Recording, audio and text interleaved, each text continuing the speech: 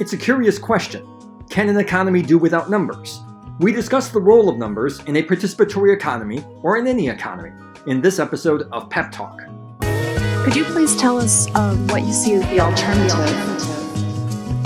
Hello, and welcome to Pep Talk, the Participatory Economy podcast, the podcast where we discuss the democratic alternative to capitalism known as a participatory economy. I'm your host, Mitchell Strapinchik from Chicago. Today, I am joined by three contributors from across the world. Joining us from Boston, Massachusetts in the United States is Robin Hanel. Robin, welcome to the show. Good to be with you. We're also joined from Stockholm, Sweden by Anders Sandström. Anders is an economist and author. His most recent book is called Anarchist Accounting Principles for a Democratic Economy, published by Routledge. Anders, welcome to the show. Thank you. And we're also joined in Helsinki, Finland with Antti. Antti, welcome as well. Happy to be here. We are going to talk about a topic that could be very vague and very broad, but I'm going to see what we can do in the maybe 30 or 35 minutes that we can talk here. And particularly since we have an economist and an accountant on here, it seems appropriate. It's the role of numbers within an alternative economy, a socialist economy, a participatory economy, what have you. Now, you would think that within an economy, numbers are all across an economy. You have money, you have credit, you have debits, you have prices, you have quantities. Numbers are all over the place. And you would think that after the revolution and we have a new economy, that would still be the case. Would that be the case? And let's start with the discussion with Robin. Yeah, there's a famous quote from Oscar Wilde, which sort of summarizes a lot of anti-capitalist attitude, which is, well, in capitalism knows the price of everything but the value of nothing. And I think it very nicely addresses a very sort of deep feeling and sentiment that many anti-capitalists have, that, putting price tags on things, is part of what's undesirable, unattractive, what they don't like about capitalism. And then they draw what I am going to argue is the naive conclusion that in a desirable economy, we somehow don't have to do this, that this is not something that's going to be necessary and that we're going to need to do. I also think that if you actually just could gather in one place all the people who are, broadly speaking, and fighting for a system that's different from capitalism, on average, we have a larger than proportionate amount of number phobes in there who don't like the whole subject of numbers and math anyway. So I think that's part of, what we want to talk about today. Anders, same question to you. Numbers within a desirable economy. Do you expect them? You've written an entire book about it. What do you think? Yes, we definitely need numbers in a democratic economy, future democratic economy. We want to have different values, and we want to have different people making decisions, people that are affected by the decisions, but they all will need numbers, and they all will need information to make these decisions. And numbers are just information that, if they are done in a good way, that provides a basis for making decisions. So definitely we need numbers. Antti, did you want to enter the fray on this? Yeah, I'm of the same school of thought here. The thing is, like you said, that, or I said that I'm glad to be here, happy to be here. I think, and I like to come back to what Robin said in the start, I think that thing that some people feel is bad is that you would have to quantify how happy is Antti to be here. Tell me the number. And that's like, that's sort of what it also, I think it's sometimes a discussion on sort of political science and philosophy and religion and economics and so on mixes up, because in real world they are all mixed up. But on the other hand, we need sort of the hard lines, and we sort of need certain decisions in order for the water to run down the pipe, or to have electricity from the power plant and so on, and that all of that needs numbers. And I think economy as well needs numbers. But for this discussion, I think one episode won't be enough for this. But it's important to recognize that there are a lot of areas in life and in society where we don't need numbers and we shouldn't have numbers. But it's very important to recognize there are areas where we do need them. Right. Now, let's get into regarding this among activists of certain persuasions or various political philosophies, among critics of capitalism or of dominant economies, they would be fearful of numbers. We would probably want to ask them why that would be the case, but in their experience, for folks here, why do we think that people are afraid of numbers? Do they think that it's just that capitalism is bad and numbers are part of capitalism, therefore they think that numbers are bad? Or is it more subtle than that? Robin, what's your take here? I do think that's part of it. I think there's also a skepticism. What I'm going to argue is that for many economic decisions we have to make, that it's really almost impossible to make an informed decision unless you have some reasonable estimate of, well, what are the benefits to society of going ahead and doing something, and what are the costs to society of going ahead and doing something? And that immediately means that you somehow have to quantify, and there are all sorts of different ways in which doing something costs society. It could cost society in the form of hours of work. Hours of work of, well, what kind of work? Some hours of work are more painful or more burdensome than other hours of work. But it's not just hours of work. When we do something, when we produce something, we also are going to use natural resources from the economy. And if we use them to do one thing, they can't be used to do something else. So there are also costs, environmental costs associated with doing things. So there's all sorts of different categories. Also, people value things differently. I mean, if you ask me, well, how much do you value a particular good, and you ask somebody else, you're going to get different answers. So some people's reaction to that is, well, there is no right answer or wrong answer. On the other hand, we're going to argue that even though people feel differently about how valuable something is, that doesn't mean it's impossible not to come up with an estimate of the social benefit, of the benefit to society of having more of something, or having or the loss of having less than something. So I just think there are good reasons to be concerned with how we're quantifying. But the bottom line is, how could anybody make a sensible decision, about whether they think it's a good idea to do something, unless they had some sort of estimate of, well, if we do this, how much is it going to cost society as compared to how much is it going to benefit society?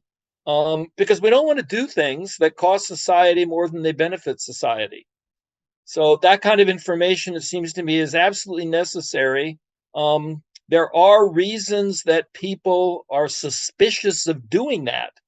But I don't think those reasons stand up when under careful examination. Anders, the same question to you. Why do you think that some critics of capitalism are afraid of numbers? Yes, this is interesting. I think there are many different reasons, but one reason that I find interesting is that I think some people have concerns about economic models, because economic models try to capture very complex and complicated economic transactions and economic relations in equations, right? And in order to do so, they need to use a lot of abstractions and a lot of assumptions, to the point where some people feel that these models become detached from reality, disconnected from reality. They don't really, capture the reality. And from that feeling, they say, to hell with all numbers. And I think that is a wrong, I can relate to that concern. Myself as an accountant, I can really relate to that concern regarding too much abstraction in an economic model, definitely. But my way to deal with that is to dig into even more numbers and to try to figure out a bridge to the reality from the economic model. We might get into that discussion later, but that's how I deal with that. But other people just get so disillusioned with those abstractions that they don't want to go into numbers at all. I think that could be an explanation for some people turning away from numbers.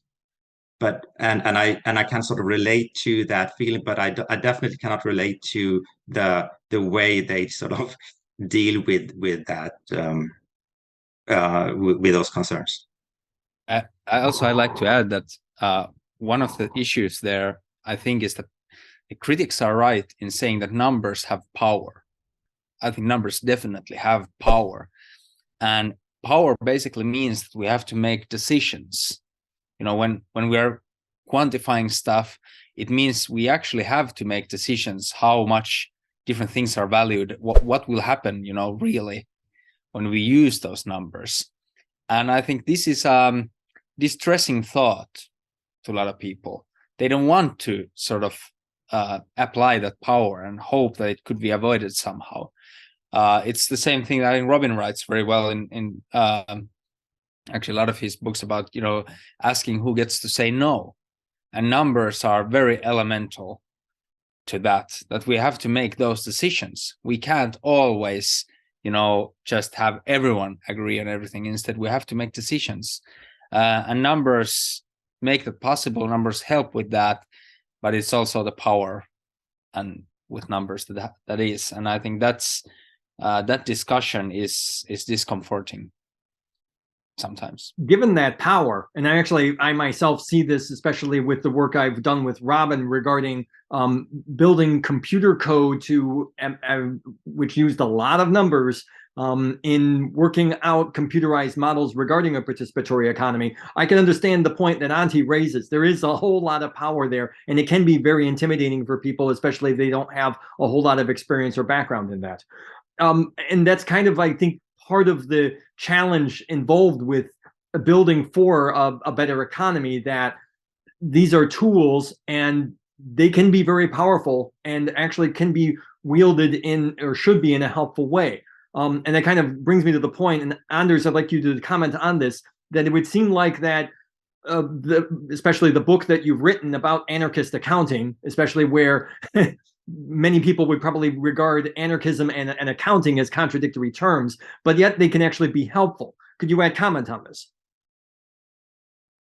Yeah, first of all, one of the immutable and unchanging truths in accounting is that, debit entries and credit entries need to balance, right?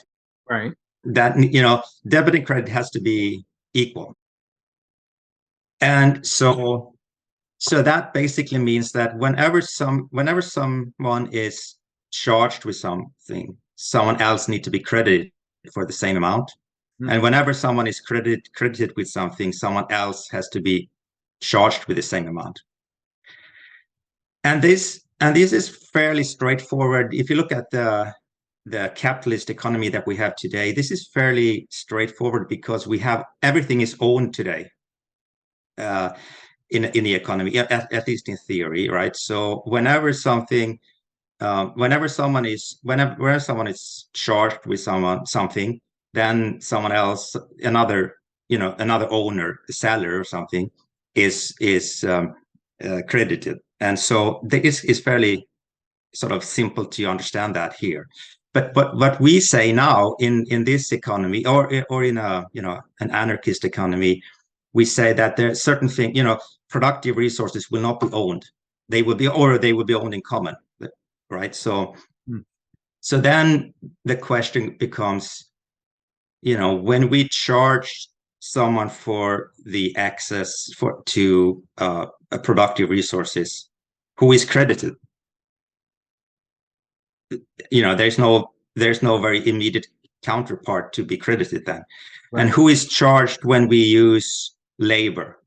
Because we also say in our economy, we also say that the fee that you get charged for getting access to labor is not the same as the compensation that you get as a worker. So that's a difference there. So all these different, all these different questions arise when you change certain institutions, right? And so I think that accounting is helpful to ask the right questions, and that's what I try to answer these questions in my book. Who is the counterpart? Who will be credited when a worker council is charged for getting access to productive resources? That's one example. And then I do want to give another example that is even more interesting, I think, and that is price formulation. Because once again, in our market economy, prices are formed very easily and conveniently, but it's formed through negotiations between individual buyers and sellers. So it's very easy to form a price in a market economy. For good reasons, we say that we don't want markets in our economy. Instead, prices are formed differently through our planning procedure that we propose, participatory planning procedure. But then, people start thinking, how can we possibly propose to, get to prices for this huge amount of products that we have? So many different versions of goods that exist and so on. And this is one of the criticisms that has been especially damaging, I think, maybe to the model. But this is I think it's important to take these concerns seriously and try to answer them. And actually, in that context, I think accounting can be really helpful. In the case of pricing, it turns out that even today, and maybe especially today in our economy, producers, before they go into their negotiations, they do product costing in order to get, they know exactly what it costs to produce their different goods. And from there on, they enter into the negotiations and they get to a price. I am saying, and this is also something I say in my book, I'm saying that, basically the same thing happens in a participatory economy, in a sense that people have, producers have to make product costing. They need to allocate their costs, their production costs, to their different versions of goods that they produce. But then, they don't enter into a negotiation with anybody. They can use that information to derive prices for more detailed products from the price that is quoted in the participatory planning procedure. So my point here is that I think it's really important to take these concerns seriously and try to answer them and provide answers for those concerns. And in that context, I think accounting can be really, really helpful. Robin, Anders had spelled out some details, kind of augmenting on the model you co-created. What are your thoughts? First of all, Anders is known for decades. I've admitted to him that, I mean, I'm a professor of economics, and when you teach Introduction to Economics, usually the second chapter, in the macroeconomics introductory book is about national income accounting. And I've always felt like I just don't understand it. And so Anders has been teaching me about the logic of accounting and how all debits and all credits have to be equal and match. So sort of a notion that just has never come naturally to me. And I would like to say that, Anders, what you just said, your explanation, I feel like I incrementally now understand accounting a little bit better. This is a project that Anders and I, that Anders has been guiding me through all these years. Let me say something that comes up, because that comes up very often. So we have these things that we generate. We generate what are called estimates of indicative prices for everything during the annual participatory planning process. And one of the questions that people ask is, well, how can you possibly believe that these are accurate? And my answer is, well, first of all, we are under no illusion that they are perfect. That would be silly. And I tell people, look, all economists, any economist understands this. Any economist understands that if you create a model and the model generates prices, we don't expect these to be, absolutely perfectly accurate. And that's why we call them indicative prices. And since the word price resonates so badly, with so many people who've become disillusioned with capitalism, I've come over the years now to regret the fact that I ever even called them indicative prices, because what they really are is our best estimate of the social cost of supplying something, the cost to society of supplying anybody who wants it with something, or our best estimate of the benefit that anybody in society gets from having something. That's what they are.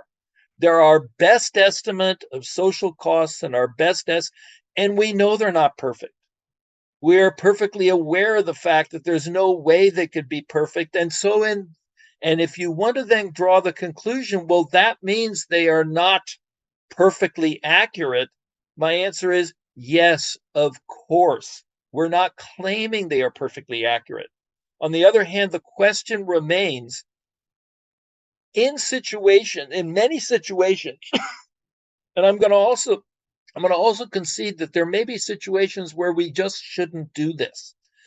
So in many situations in the economy, I would argue we want to make a decision based on our best estimates of the cost to society of making something and the benefits to society of having something.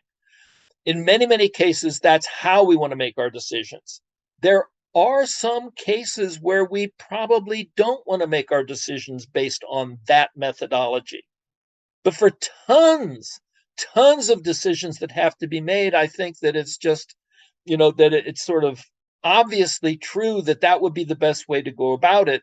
And then the question becomes, have you designed procedures that are likely to generate estimates of social costs and social benefits that are as close and as accurate as we can do in the amount of time and energy we're going to put into this? And that's the spirit in which I think we have approached this subject. And that's how I would defend our procedures, that our procedures are designed to do that. No, they're not perfect. We know they're not perfect.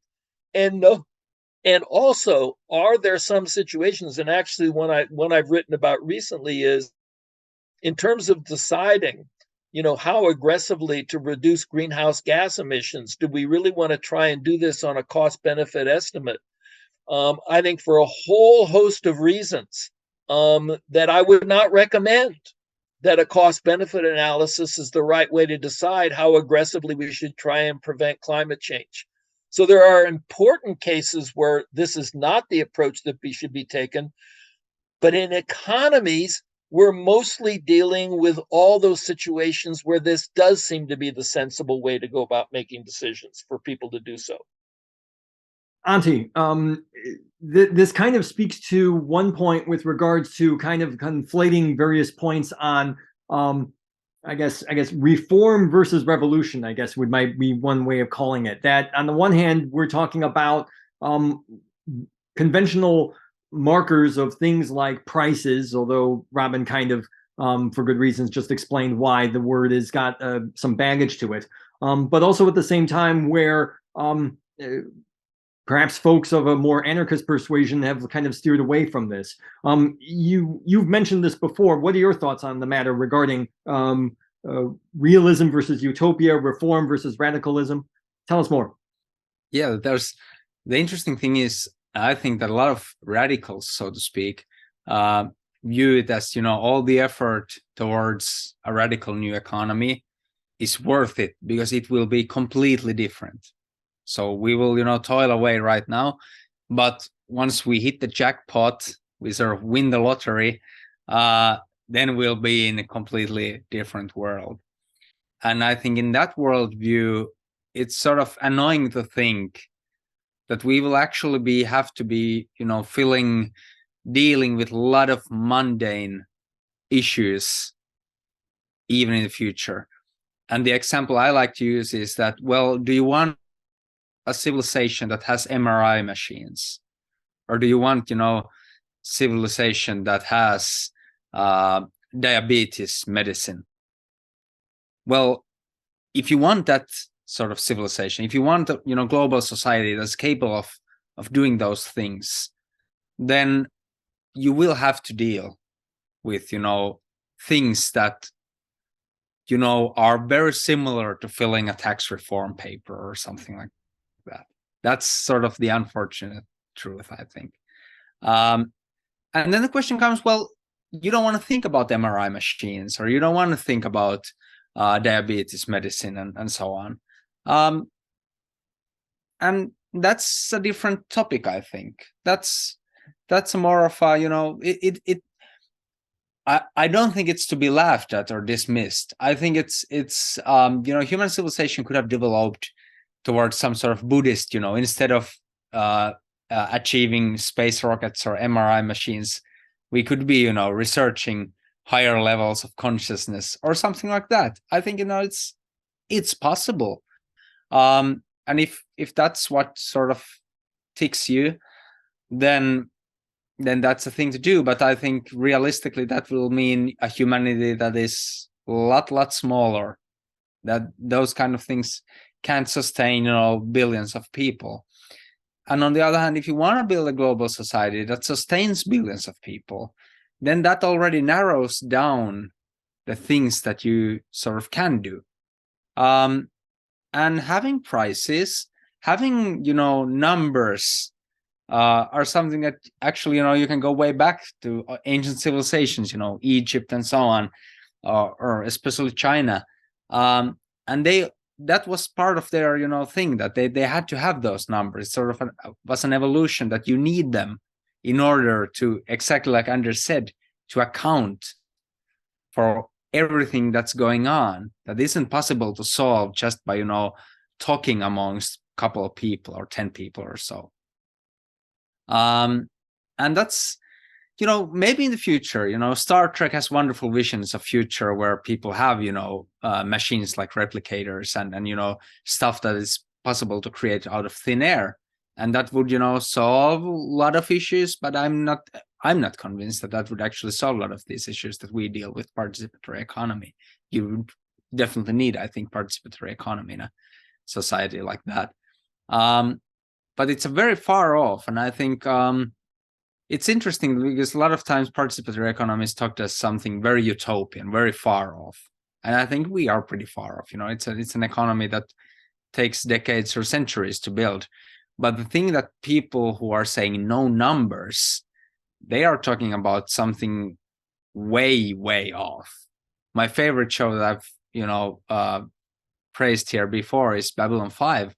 And spoiler alert, in its last episode of season 4, there's a flashback to million years in the future where humanity has achieved, they can somehow travel as, spiritual beings or something like that. I think the no numbers utopia is like a million years off. And that's something you think about, but we're not that far off when talking about prices and accounting. I think getting rid of Anders's hobby, which is accounting, will take a million years. And for that long, we're stuck with Anders. Let me say, it's not a hobby. It's a profession. It's a burden. But I make my living on that. No, Yeah, there's leads to an interesting point that maybe it's just that maybe I guess revolutionaries should kind of temper their expectations a little bit. I mean, it would be great if we had an absolutely, if we had heaven on earth, but it's like the revolution will be accounted for, and we'll have numbers, and we'll have paperwork, and we'll have some kind of some mundane elements to it, but that's okay. It would be better, and at least with the model that those of us on this call and others have advocated for, would be better than the kind of monstrosities that we have and have dealt with over the last 100 years or so. Robin, Anders, any thoughts on that? Yeah, I mean, it's not nirvana.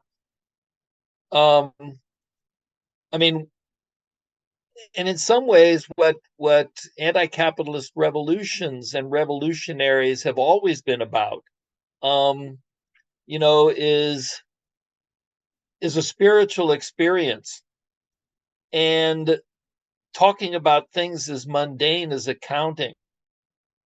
I don't even want to talk about accounting, and I'm an economist. And then talking about the numbers the way economists do, it's a big come down. Is this what all of the efforts and sacrifices to overthrow capitalism have landed me in?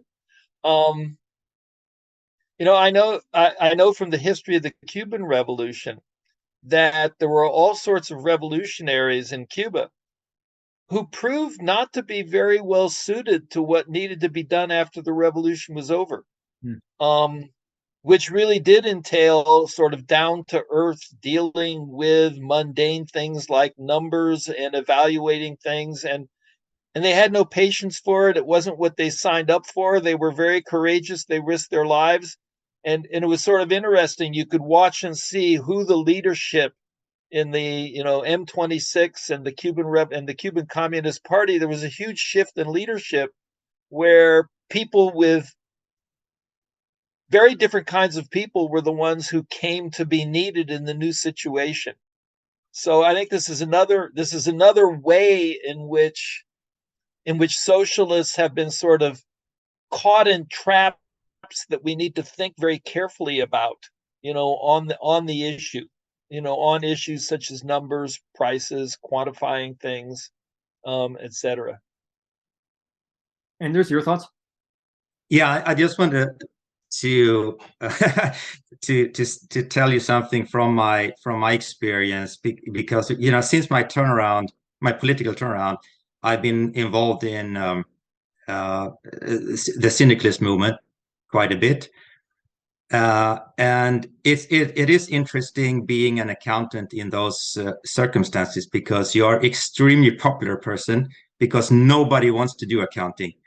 so you on the one hand, you are extremely popular for that reason, but on the other hand, on the other hand, many people in those circles don't really want to talk. They don't really, want to talk about accounting whatsoever, or numbers or anything. But you get really popular. So I think that's interesting. That's sort of also answered. That's also, that shows that there definitely is, there definitely is a need to do numbers and to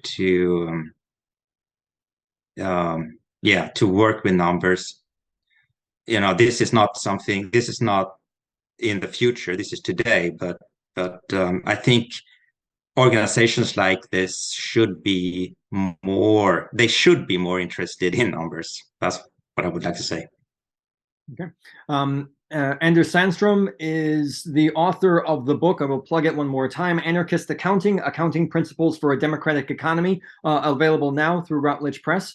And you have been listening to or watching Pep Talk, the Participatory Economy podcast, the podcast where we discuss the democratic alternative to capitalism known as the participatory economy. To find out more, you can visit our website at participatoryeconomy.org. There you can find a number of projects, including an online forum where you can discuss matters related to a participatory economy, like the role of numbers. You can also sign up for a regular monthly newsletter to find out on developments involving the project and the podcast. From Anders in Stockholm, Antti in Helsinki, and Robin in Boston, this is Mitchell in Chicago. Thank you very much for joining us. Goodbye. Good to be with everybody. Could you please tell us what you see as the alternative? Self-management, democratic control of communities or workplaces, federal arrangement. Participatory democratic planning. Jobs to have a mix of empowered work, vested councils linked to one another. Everyone gets to participate in a primary council. Please visit participatory.economy.org to find out more and subscribe to our newsletter. And don't forget to like the video, leave a comment, and subscribe to our channel. Thanks, and see you at the next episode.